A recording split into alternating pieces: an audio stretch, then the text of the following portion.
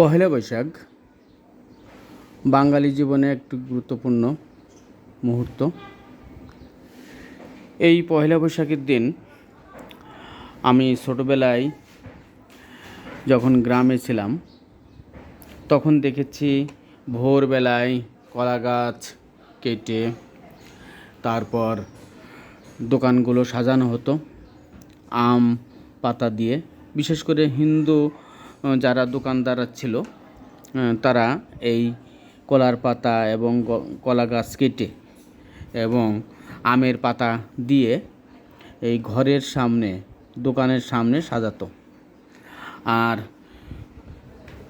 ধামা থেকে সেই কাটা ধামা কাঠা বলা হয় আর কি গ্রাম বাংলায়, সেই ধামা কাটা ভরে ভরে জিলাপি মিষ্টি মানুষকে খাওয়ানো হতো।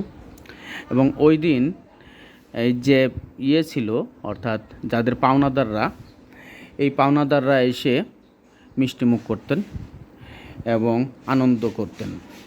বিকালে গ্রাম বাংলায় যে চৈত্র সংক্রান্তির মেলা হতো এবং শিবের গাদন নাচ থেকে শুরু করে বিভিন্ন প্রকার নাচ গানের ব্যবস্থা করা হতো। তো এই হলো আস্তে আস্তে আমাদের পরবর্তীতে পয়লা বৈশাখটা আমাদের আধুনিকায়ন হয়ে গেছে, যার পরিপ্রেক্ষিতে আমরা এখন আর সেই আনন্দটা খুঁজে পাই না। তারপরও আমি চেষ্টা করেছি এই শিল্পের মাধ্যমে, এই ছবির মাধ্যমে পয়লা বৈশাখটাকে তুলে ধরার। সবাই ভালো থাকবেন, সুস্থ থাকবেন, আমার জন্য আশীর্বাদ করবেন।